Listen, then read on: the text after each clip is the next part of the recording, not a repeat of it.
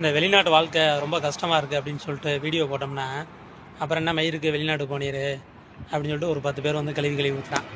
சரி தொலைங்கடான்னு சொல்லிட்டு வெளிநாட்டு வாழ்க்கையில் வந்து நான் ரொம்ப ஹாப்பியாக இருக்கேன் அப்படின்னு சொல்லிட்டு ஒரு வீடியோ போட்டோம்னு வச்சுக்கிறேங்க. அதுக்கு வந்துட்டு அப்போ உங்கள் பொண்டாட்டி பிள்ளை உங்கள் ஃபேமிலியெல்லாம் வந்து உங்களுக்கு பிடிக்கல, அவங்கள விட்டு உங்களுக்கு தனியாக இருக்கிறது தான் பிடிச்சிருக்கு, அப்போ தனியாக இருக்கையில் தான் நீங்கள் ஹாப்பியாக இருக்கீங்க அப்படின்னு சொல்லிட்டு அதில் ஒரு 10 பேர் வந்து கழுவி ஊற்றுறானுங்க.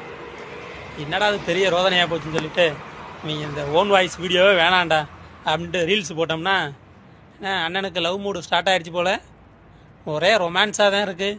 அப்புறம் ஏதாச்சும் ஒரு சோக பாட்டு ஒன்று போட்டோம்னு வச்சுக்கிறேங்க, என்ன உங்கள் ஆளுக்கும் உங்களுக்கும் சண்டை வந்துருச்சா, எனக்கு தெரியும் நீங்கள் இப்படி பாட்டு போடையிலே எனக்கு தெரியும் அப்படின்னு சொல்லி அதில் ஒரு குரூப் கேட்குது. என்ன பண்ணி தொலைகிறது என்னையா அது? நம்ம யார் வம்புக்கும் போறது இல்ல, யார் தும்புக்கும் போறது இல்ல, நம்ம உண்டு நம்ம சோழி உண்டுன்னு போயிடுறது.